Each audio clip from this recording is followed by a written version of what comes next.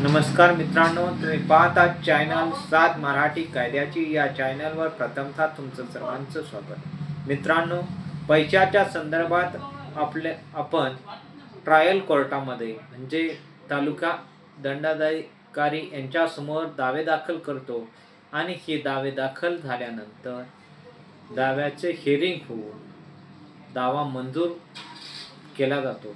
अशा संदर्भात आपण वरिष्ठ न्यायालयात अपील दाखल करतो। वरिष्ठ न्यायालयात जे अपील दाखल केल्यानंतर अपेलेंट कोर्ट म्हणजे ज्या कोर्टामध्ये अपील दाखल होतं असं कोर्ट जी रकमेची आदेश असतो त्या आदेशाच्या 50% रक्कम भरून घेतं आणि त्यानंतरच या मनी सूटच्या संदर्भात मनाई हुकूम देत असतं किंवा स्टे देत असतं। असं स्टे देत असताना 50% रक्कम भरण्याचा आग्रह अपेलेंट कोर्ट करत असतो। परंतु सर्वोच्च न्यायालयानं या संदर्भात नुकताच एक निकाल दिलेला आहे। या निकालामध्ये असं काही स्टे देत असताना ट्रायल कोर्टानं जी डिक्री केलेली आहे त्या डिक्रीच्या 50% रक्कम भरून घ्यावी असा कोणताही तथाकथित नियम नाही म्हणून निकाल दिलेला आहे।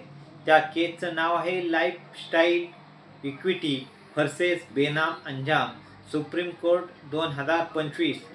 या केसमध्ये त्यांनी स्पष्ट केलेलं आहे CPC 41 रूल 5 प्रमाणे आपण अपेलेंट कोर्ट ज्यावेळेस मनी डिक्रीच्या संदर्भात म्हणजे पैशाच्या दाव्याच्या संदर्भात स्टे देत असतं, हे स्टे देत असताना ते पैसे न भरून घेताही स्टे देऊ शकतं।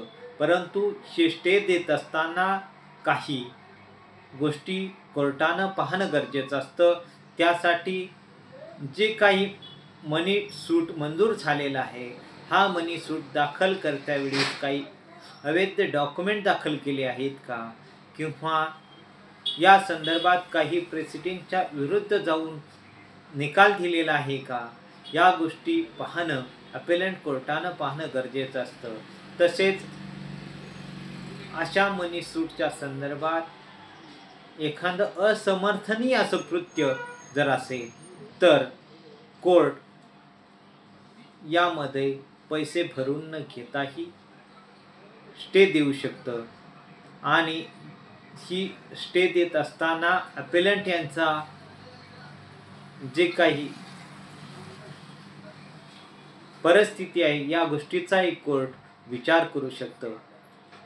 या संदर्भात जो निकाल दिलेला आहे हा निकाल जे मनी सूटला सामोरे जात आहे, रिकव्हरी ऑफ म्हणजे पैशाच्या दाव्याच्या संदर्भात सामोरे जात आहेत अशा व्यक्तींसाठी हा दिलासादायक निकाल आहे।